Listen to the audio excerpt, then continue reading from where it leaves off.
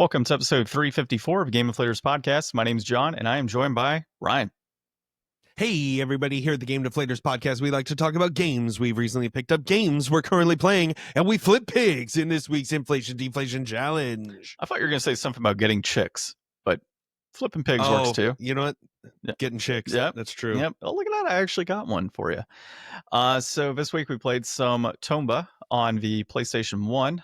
Great little platforming game, and we'll dive into that in our Inflation Deflation for the week. But first, you can, of course, learn what Brian has to talk about this week. What are we going to discuss? So this week, MTG fans, be prepared to cower before the power of BTS stands. Then Nintendo says no to charity. And finally, Inflation Deflation, where we take down the Pig Nation in Tomba. Pig Nation all works out. You can, of course, find us on the GameDeflators.com, our currently out-of-date website. You can also find us on social media at Game Deflators on Instagram and Facebook and Twitter and Threads, and I totally messed it up. So it's at the Game Deflators on Instagram, Facebook. God, we have so many now. Threads. I mean, it's the Game Deflators everywhere. For Instagram, because they don't like the, right? Or is it Twitter doesn't Twitter like doesn't like the, and I think Twitter. Blue Sky as well. I haven't said that in a long time. Yeah, all right. So yeah, we screwed it all up, but it's fine. It's fine. We're on a new platform this week, so we're all a little flustered right now. Anyways, we're trying out Riverside for the first time, so we'll see how that goes. And then, of course, you can find us on YouTube, where this video is located. I think there's a little bell. Hit it or subscribe, like, comment, everything that comes along with that. All right, let's go into our recent pickups. I got Magic cards. Ryan, I actually purchased a Secret Lair. Ooh, which one? New one. So this one can't be that new. Oh, it's the newest one. It's the one that's specific to Edge of Eternities. So I'll just go through each one. This one is Zuran Orb. Those are supposed to like boost up your the precon. Yep. They're like paired with the precon. I didn't get the foil ones, but yeah. Reprocess, aggressive mining,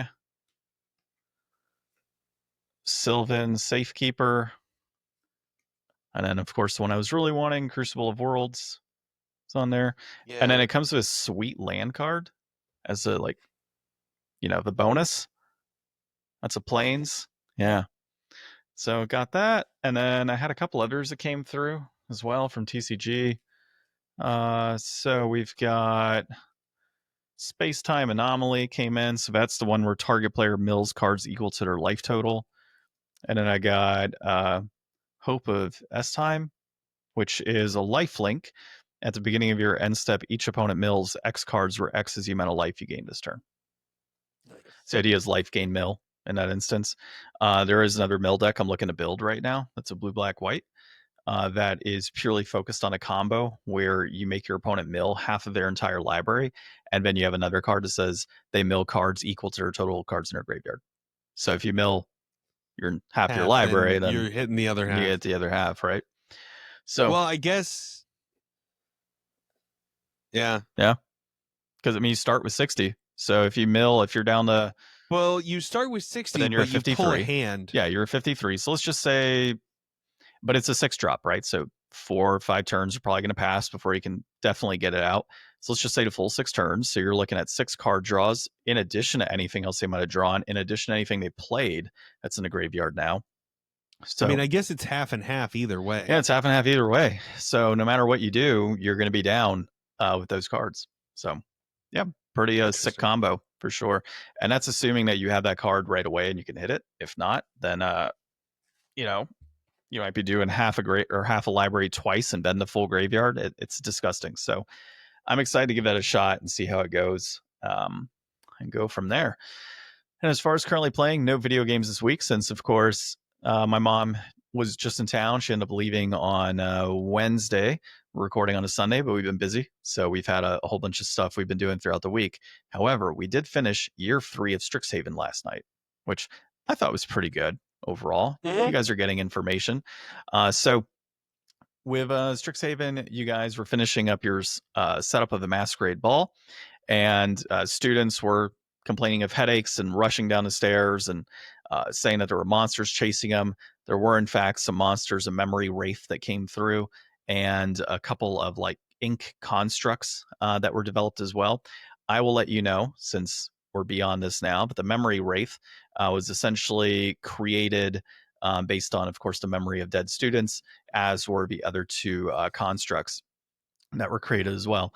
Now, you guys are probably wondering, like, how are these things able to hit us without any dice rolls?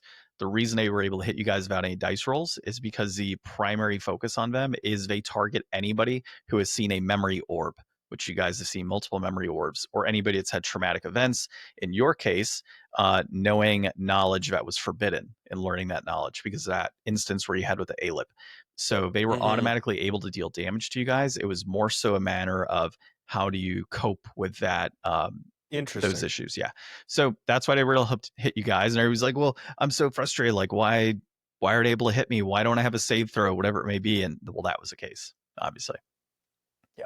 Yeah. I was like, somebody tried to boost my AC and I was like, it hasn't mattered all all battle. I can't imagine. Like, I never even cast mage armor. Yeah. No, it didn't matter. There were instances where I probably could have knocked you out pretty quick, but I went a different route. You almost did. I know. You were down like 5 HP. I knocked you down like 46 in one turn, I think. Yeah. Yeah, it's pretty good. So after that, you guys learned that those students were affected by something that might have happened within the Bozen Tavern, where you met Chef Curdy, the dwarf cook of the university. And at first, she was very worried that her cooking was the issue, and then turned out it wasn't. The Dean Tullis, who has been carrying around this green orb the entire time on campus, has been making students sick, as you suspected, and likely was a reason due to her shaking hands and hanging out with students after plane shifting into a tavern and plane shifting back out. So you guys were on the hunt for Dean Tullis, couldn't find her, of course, because, well, she plane shifted out, and went off to the masquerade ball, where a bunch of shit started to go down. A lot of cool things, right? Fez had the dance with the green hag, which turned out to be a former professor, which I think caught most of you by surprise that I threw in that, versus making some evil situation. You had your love interest in a dance that took place, and then who else had their Ash with Knock went off to smoke and hang out outside, which was, of course, nicely placed. And then we had Seeker trying to find Dean Tullis all throughout the top areas of the Kalema Hall. And of course, there are projections of the professor or the dean stating, welcoming students and everything. And Seeker was trying to blast away and just going blasting and trying to figure out, where the dean was. After a little bit, Seeker, I don't know why Joel did this, but made a big booming sound in the direction of Professor. And of course, the reaction was, there's an attack, because, that happens on this campus all the time, to where she was able to escape and go to her own pocket dimension that she had built out. You guys eventually followed to that pocket dimension, where you came across Murgax or Grenshell, which is the big bad of the campaign. And really not big bad. He's super tiny. He's a little bullywog in a wizard's hat. Where he pretty much unveiled his full plan of trying to kill all the students at Strixhaven to be able to give them infinite life force from their bodies. You also had an encounter with the Auric in which they tried to reveal many secrets to you on campus. They had you meet with them at midnight in a nameless spire. And I sent you a text afterwards that you had a dream that whispered some words to you and you had a vision of the nameless spire. So that's where we are today in the campaign. But final part of year 3, and we move on to year 4, which it's definitely going to be a Harry Potter, Deathly Hallows type of vibe, where you guys are like, fuck school, we're out of this, we're just going to go do our whole thing and trying to find Murgaxor and end this whole thing altogether. So are we doing summer? I don't know. If you guys want to, I can do like a summer type thing of like preparation. I'm not sure yet. I guess pull the group. Yeah, I'll poll the group, see what they want to do, but otherwise we can just jump in and go into year 4 and kind of just say everybody had a great summer. Maybe it's a situation where you all discuss maybe what you did during summer, whatever you want to do. So we'll figure it out, but I'm happy to go either way with that. So we're getting close to the end of this campaign. In looking ahead, there's not a whole lot. There's maybe 2 or 3 like key sections in the book, and a lot of it's build up. So I think we're going to have some of the Auric stuff start to close out. We'll build into, the rest of the story and see what you guys can do in the end with Murgaxor. and anything else that's, anybody else is behind what's happening on the campus. So sounds good. All good stuff. All right, your pickup, sir.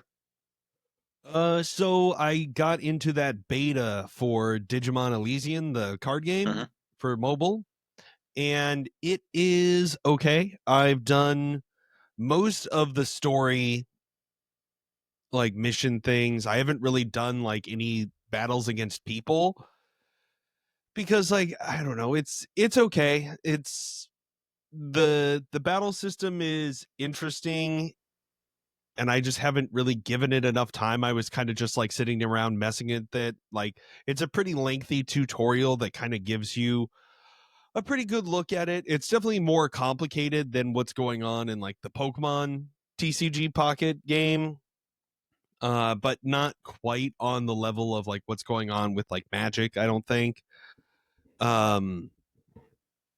There is a lot of information that just is kind of obtuse, where you've got multiple different phases during a turn. So you've got like a breeding phase where you hatch an egg and then you can evolve stuff onto that egg. And then on your next turn, you could move that into the battlefield. And then the following turn, you could like hatch another egg. So it's like you have a turn where you can make an egg and raise it. And then you have a turn where you can move it onto the battlefield. And you can just play a fully evolved Digimon like right onto the battlefield. Like there's nothing stopping you from playing a 10 drop right away on your first turn.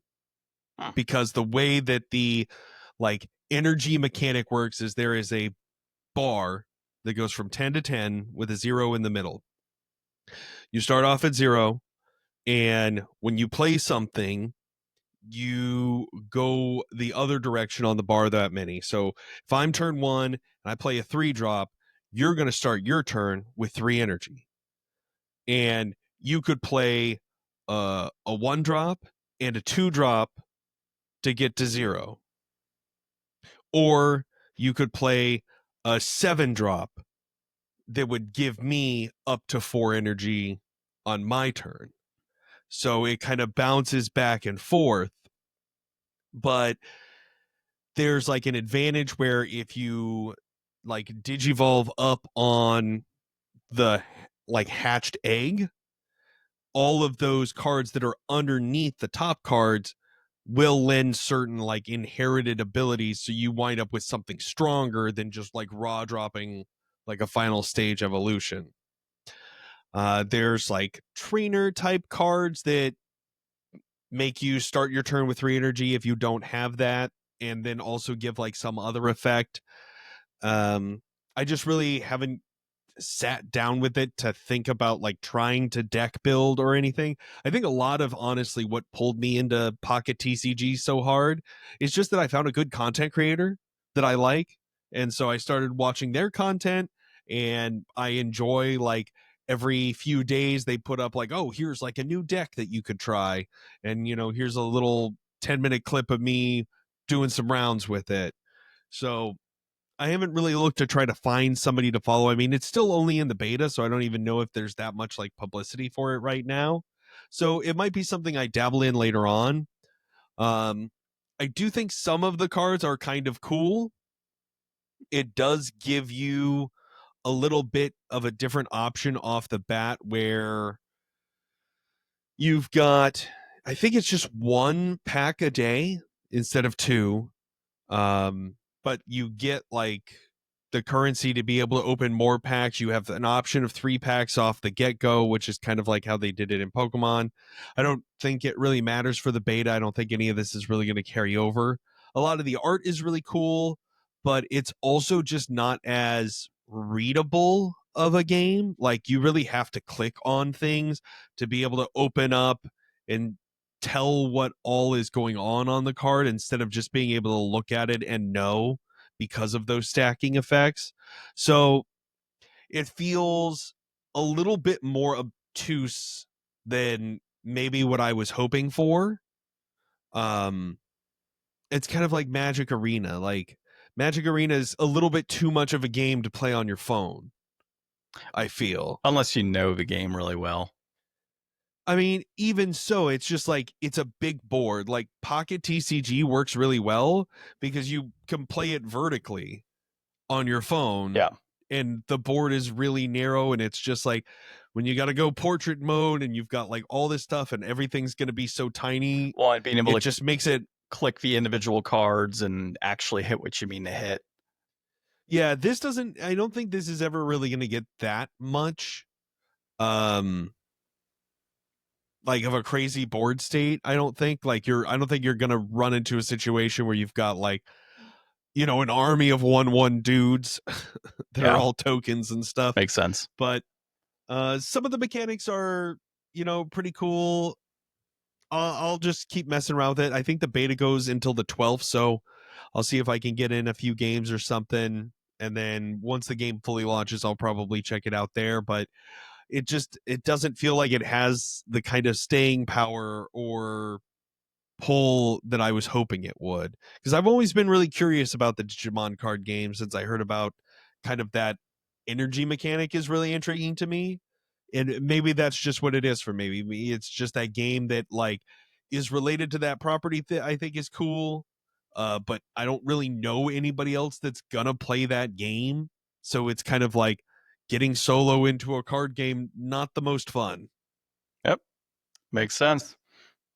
And then other than that, I have been playing more of Digimon Story Cyber Sleuth on my Vita, and that has been it's okay. It's going well. I actually I restarted the game so that I could play as the female character model instead of the male character model, because I didn't even realize that I had skipped that choice at the beginning. Mm-hmm. So I replayed the first hour and a half, and now I'm at like 5 hours in, and I've done like a couple of cases, and they're just so far like little side story kind of things that are, I don't know, they're not much really.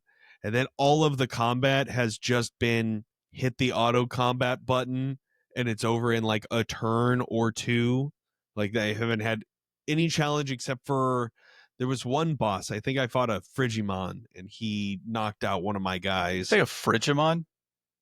Yeah. Is he He's like a snowman. okay, so he's not an actual fridge. Okay. No, yeah. They all are Mons. That's the thing with Digimon. They're all Mons. So Frigimon. Okay. yeah, and some of the names start to get weird. His But like ultimate is he turns into a freezer. That's all he is. yeah, exactly. Okay, just Freezymon. stomps around. So I don't know. It's going all right. I'm gonna keep seeing if I can push this one. If not, I might check out some other games. There's some other RPGs that I've got on my Vita that I haven't ever really given a full try to. Like what is the one? I like some of the Tales games. I really love Tales of Symphonia. So there's like, I think it's Tales of Hearts R, and I booted that up a couple of times, and the main character's a little goofy, and I don't even think I've made it like out of the starting town when I tried that before. And then also I think it's Breath of Fire 4 for PS1 that I've got downloaded on there that I've always kind of wanted to try because I like the art style of it. Mm-hmm. And I think I remember booting it up years ago and just not really getting very far. So we'll see. I don't even know if there's something else new coming out soon that I should really check out. Like I haven't really been tuning into too much of what's going on like Xbox or anything lately. Yeah, same here. I need to get restarted on The Witcher. Finish that up. I got a long trek ahead there. I think I'm past the first chapter for sure, maybe the second chapter. But I really need to dive back into that. So not too much time spent, but and it's a 24-hour game, and I've got a little over 3 months to go ahead and complete that. Oh, you can knock that out. Oh, I think I can. Yeah. Nice. All right. Well, let's dive into probably one of the most disappointing things that I've seen this week, Ryan. You might be excited, but I'm not. So Hasbro is teasing K-pop for its next MTG release to entice women to play. And this is from Alex Atkin at MTG Rocks. So I got nothing against women playing Magic. I'm just not a big fan of like going into all these random things like K-pop and romanticities that they're discussing as a possible, entry point into those areas through Magic, whether it be a Secret Lair or a Universes Beyond set. So grand scheme of things, are saying, hey, only 30% of women are playing Magic the Gathering. How do we boost that up? Well, let's find things that they're very interested in. Let's go ahead and get a K-pop world going. You have what is it, K-pop Demon Slayers, I think, on Netflix. They're saying that could be a really big entry and sell like gangbusters. And then you've I didn't even think about that. Yeah. That's been huge. Yeah, so that's what they're looking at there. And then, of course, you've got any sort of romantasy could be tied in there, which that one I'm not as too bad on, because that could kind of branch into those types of worlds. That would be okay in terms of fantasy worlds. Dude, I want like the Magic card that's like the shirtless paperback, the Fabio novel card. Yeah, like the hair Fabio slicked card. back and everything, her hair blown in the wind. That should just be a like commander. a secret layer, just like dime store novel covers, just the Fabio covers. And it's that'd be hilarious, man. Then he has in one, he's got like a tub of I can't believe it's not butter from those commercials he used to be in. Yeah, I wouldn't be a big fan of that. Really, what's kind of been the issue here, and in a sense the downfall, is the Final Fantasy set, according to this article, sold $200 million in its first day of Final Fantasy Magic the Gathering. Yeah, it took the Lord of the Rings set 6 months to make that. Yeah, and so there's a lot of people jumping into Magic specifically for that, and they're like, yeah, we're going to bastardize Magic by throwing every single high-profile show that's out there. Now, if they made a One Piece Magic the Gathering card, I wouldn't complain, but One Piece has its own card game. One Piece already has its own thing. It does. They won't. It's the same thing. I was like, Disney will never, because they've got their own. Marvel is like doing it, but then they're not doing it for the digital because they have their own digital, like Marvel Clash or something. I can't remember what it's called. Snap. All of Marvel Snap. Yeah, you could do all of Nickelodeon, though, it seems. So like, right? Yeah, so you got Brain Avatar. Blast. You could the Jimmy Neutron card. You could do isn't Samurai Jack part of that as well? No, that's Cartoon Network. But man, give me an Ed and Eddie secret lair. I was just thinking that. Yeah, that'd be pretty hilarious. All of them as commanders. But yeah, I'm not a big fan of where things are going with Magic. I mean, it's kind of obviously been stating that for a while. I thought Edge of Eternities was pretty cool, just kind of going into that world and what they're doing there, and a lot of the cool mechanics and cards they're bringing in. And then they bring up this whole like K-pop thing. I'm like, what the hell are you guys doing? It's 30% of the player base being women is actually not a bad statistic when it comes to card games where it's traditionally a bunch of sweaty guys in a card shop. Yeah, like that's actually not a bad stat. What's that? Or kids. Yeah. But I'll say mainly sweaty guys from my experiences in card shops. So I mean, you know what? If K-pop crosses over with Magic, you guys are not ready. Like, oh god, unless you've got a girlfriend or a wife or somebody in your life that's into K-pop, you don't even begin to understand how much more they care about their cards than you do. Like, you think you take care of your cards? My god, when they sell cards online, they come like in a sleeve, in a hard sleeve, with confetti and a bunch of stickers and pack-ins and a sweet note, and they've got like the washi tape so that you can easily pull the inner sleeve out of the outer sleeve, and it's just like, it's a whole presentation. Also, when they buy cards, think about this, John. You buy Magic cards, you get like, you don't even buy a single pack. You buy a box so that you can get the discount. When they buy an album so that they can get a single card. Well, and that's a mystery card sometimes, isn't it? Oh, it's always a mystery card. Yeah. Unless it's like a thing that comes with just the full set, but those aren't the real cards. The real cards are the randomized ones. You have to buy a whole CD to get. That's why, like, if you go to like any used like store, like a Bookman's or place that sells secondhand, movies, CDs, all that kind of stuff, you'll just see like a ton of the same album because people will just buy like 10 of the same album to get that one card pull. Yeah, this is going to be rough. I really hope they don't go this direction. To be honest, the scalpers won't even know what hit them. No, the scalpers will be so confused as to what's happening here, man. Yeah, not excited. But anything else you want to bring up here? I mean, the secret layer is fine, but it's got its own issues where like the supply and the demand are not meeting up because they don't do the like print to demand anymore. They only do it as like a very limited kind of thing that always gets sold out like right away. Like I feel like whenever I see the announcements for Secret Layers now, they're already sold out because I'm hearing about it later. Like Well, I only bought one Secret Layer ever, and it was super easy to do. well, this one I just got, they still have it in stock. I mean, that's the thing. It's like it's not always the case, and I think the other one is already sold out though, because I think the other one was the one that had the more value. No, this one actually had more value. Okay. Yeah. Because I swear I just heard that there was only 2 of them, and one of them was like sold out like already. No, this one, the foil, I checked yesterday, the foil and the non-foil. I got the non-foil, but they're both still available for this. Okay. The other, I don't think the other one is available, but it's not the higher. Like if you looked at original card value between the two, no. Like Crucible Worlds is definitely a higher value card than the other ones. Uh-huh. So, but there's other sets like the Sonic set is still on there for some of them. There's still a number of types of lands you can buy on there. So they have sets that are still available. The one that sold out that I'm pissed about was a Cats and Dogs commander deck. I was actually very interested in getting that just because Cats and Dogs. It was like $350 now on secondhand. But yeah, I mean, overall, I think they've been pretty good on allocation on there and being able to meet that immediate demand and have some left over.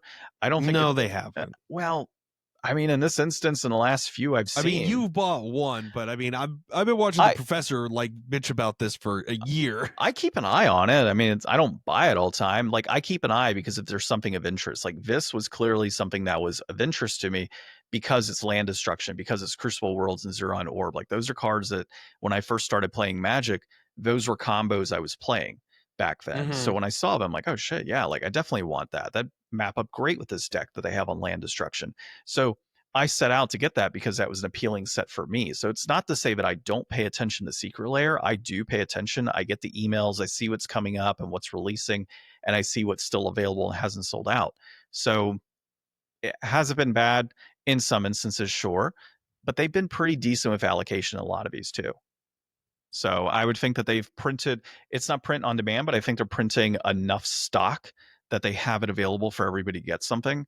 And then they go ahead and put that out in the market and ship it. But they You don't didn't have get the Sonic ones? the Sonic one. I think is still available. So there's some still there. I was looking at it yesterday. There's at least like 15, 20 sets that are still available for purchase, like including I want to say the Oh, final. I think it was the Chaos Vault thing that they were talking about. That's the what you got, which is weird that they're calling it like something. Mine is called Alien Auroras, which maybe it is Chaos Vault. I don't know, but yeah, they've got some stuff still there, and you can get bundles too. You can actually purchase the full set along with the commander deck as well for a set price as well. So, all right, shall we move forward into your article here? Yeah, so Nintendo forces Japanese charity speedrun event to pull its games from the lineup after claiming unauthorized use. Now organizers have to ask permission for every single game in the future. So RTA in Japan, they were inspired by Games Done Quick, and it's a charity speedrunning event. Everybody should be all on board for that. Like, that's a really cool thing. If you've never watched AGDQ, I totally missed the summer one and have been making up for last time since I think Friday I started watching it. That was back in July. But yeah, Japan, they wanted to do their own kind of version, and Nintendo stomps them down and says, no, you can't use our games for your wonderful speedrunning event for charity. You must ask our permission. And I guess they got the notice back in June, and they just weren't able to iron out a deal. So they wound up pulling all of the games from the event. So I don't know like what that actually did to their lineup, but like I know if that happened at GDQ, I mean that would be like a good portion of the lineup there, because some of those are like people's favorite games to show off, and it's stupid that Nintendo thinks that they can tell everybody what to do with these games that are, some of these games are decades old. It's like, look, man, like I bought and own this from the 90s, back off. I mean, I hate to take the stance, but I can see, like, I hate Nintendo as much as the next person when it comes to these things. And I agree, like, it's a charity event. I totally get it. But I see it from the corporate lens as well of it is their product, it is their IP, it is their games that they have. I think if this organization would have reached out well in advance. Hey, we're planning to do this in the next year. Here's everything that we're looking to put in. It's a charitable event. We'd love to get Nintendo's signature of approval on this. Nintendo probably wouldn't have had a single issue doing it. They probably said, yep, that's I cool. don't think Nintendo really willingly gives out much permission. I think everybody just kind of hopes for forgiveness later on. They because do. like And in this instance, it screwed them over, right? So I think it's one of those like reach out. they did this to Evo too, didn't they? I don't recall. But I mean, the baseline is like it's a similar process of like if you purchased a movie like a Blu-ray of something, and then you went off and started telling people, "Hey, we're gonna watch this movie, and we're gonna have 100 something people." And technically, you're not supposed to do that. But you're not actually watching it.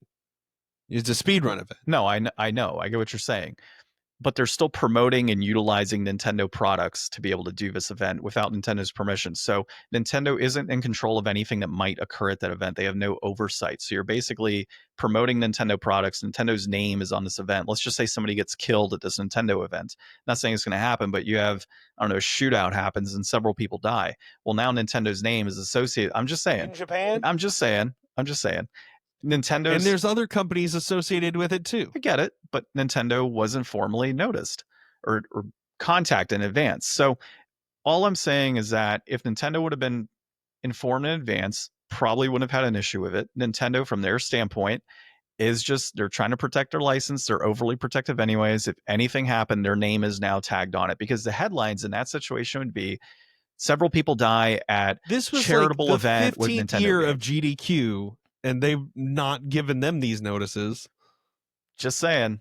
GDQ is a different type of organization than this. But like I said, the headline would be X amount of people die at charitable events utilizing Nintendo games. Like that would be your headline for something like this. So I understand where you're coming from in that instance.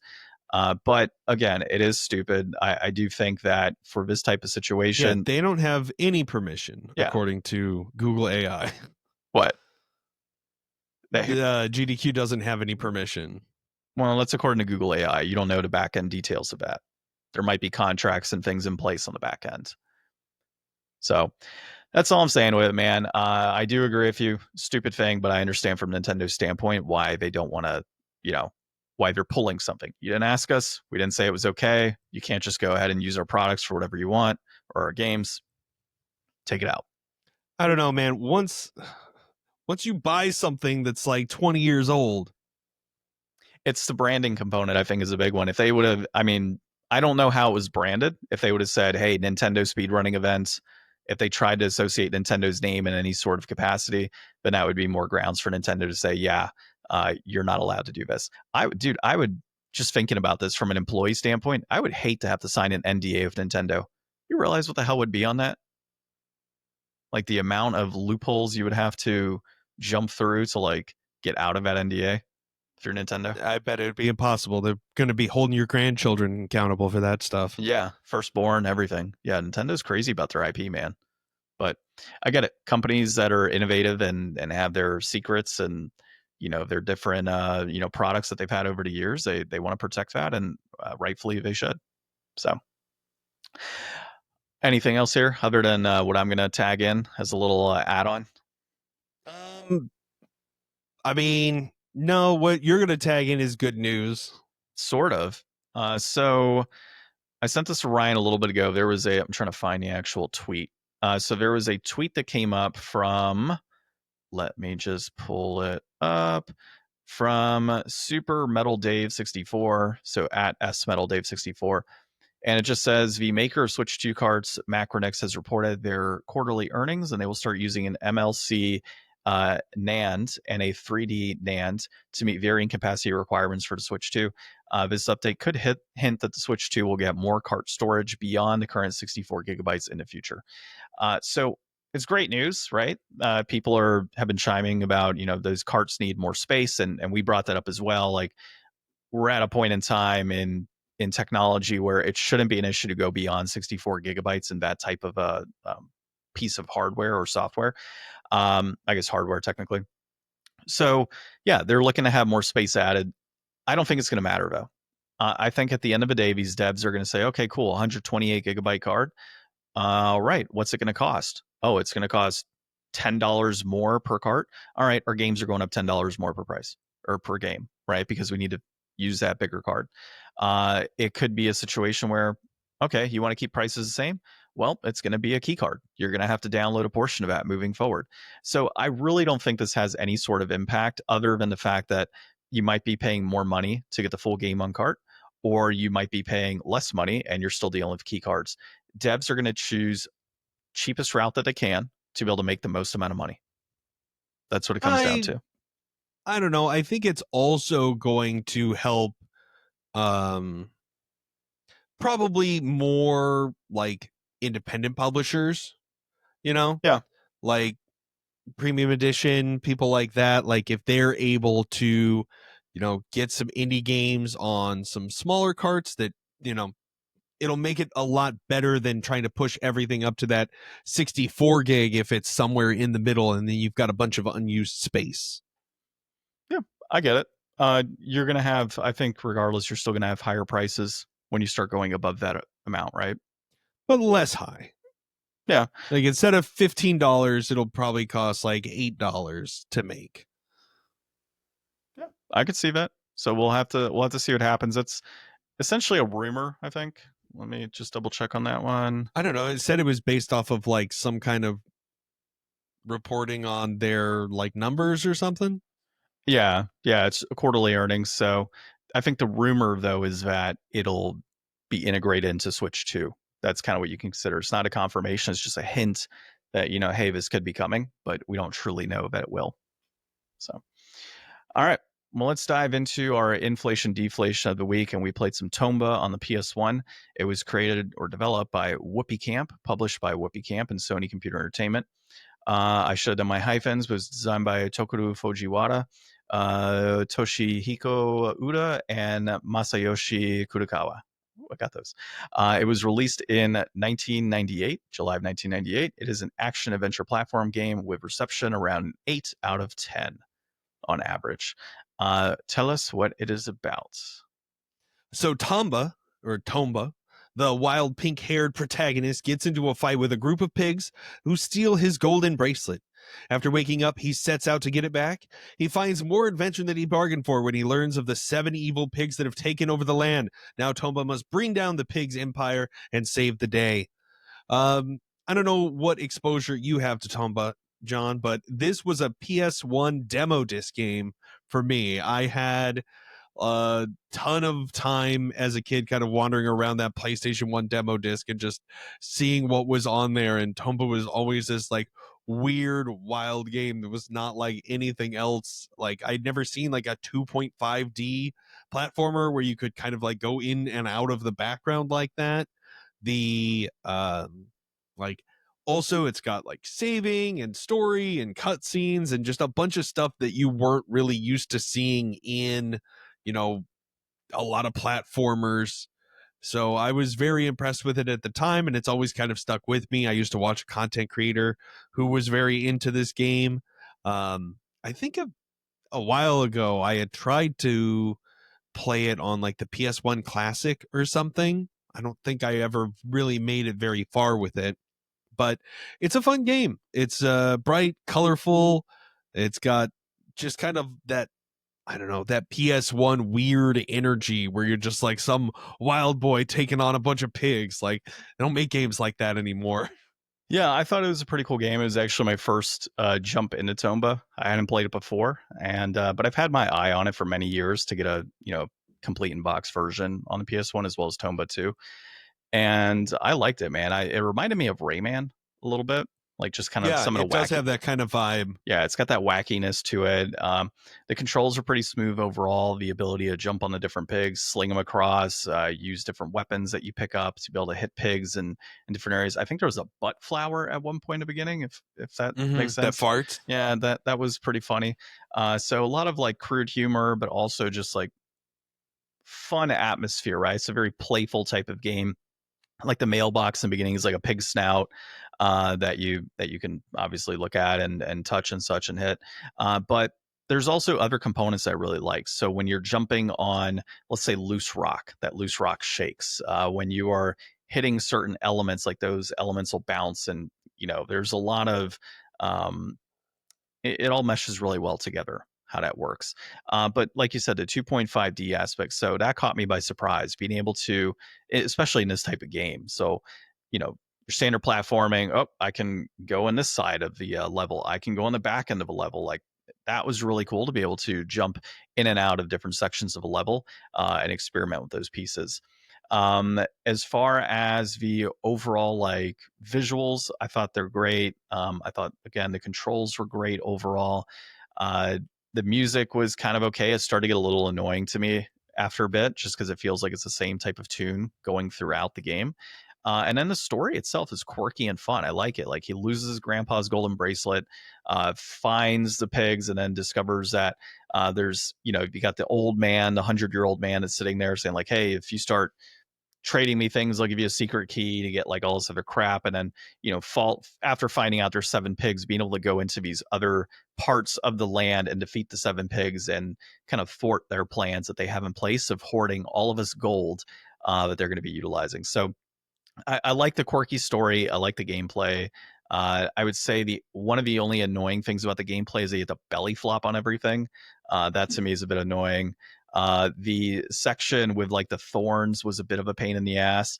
You have to get that spin just right when you're jumping from branch to branch or pole to pole. So little things like that are a little bit of a nuisance, but I mean, there's a reason this game has a cult following. It's had so for many years, and a reason that Limited Run did a reprint of it a few years back as well. Or I think it was like last year, I want to say. So, yeah, I mean, great game overall. I had a good time with it. Nice. I'm a big platformer guy, so it was a lot of fun to play this finally. Yeah, this is a good one. Definitely worth checking out. Getting down to brass tacks on it. We got a complete inbox price, $100.50. That peaked at $176.50 back in January of 2022, currently trending down. Loose copy run you $65.74. That peaked at $115.57, currently trending down. It is available digitally on console on PSN for $19.99 or on Steam for $19.99. You can also get the reprint on PS5 for I think about $60. Okay, dope. So yeah, I mean, I looked it up on How Long to Beat. It's like a 7-ish hour game for the main story. I would say for $65, I mean, that's a pretty steep price.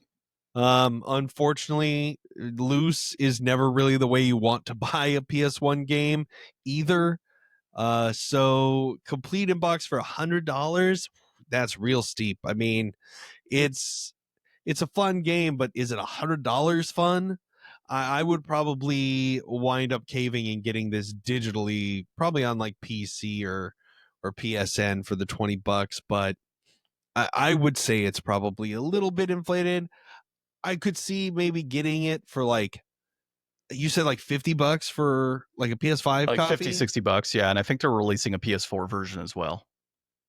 Or it has released. I don't know. I didn't go that deep into details, but yeah, I mean, you can get a re-release, which is probably going to be your best quality version that you can get unless you're doing digital.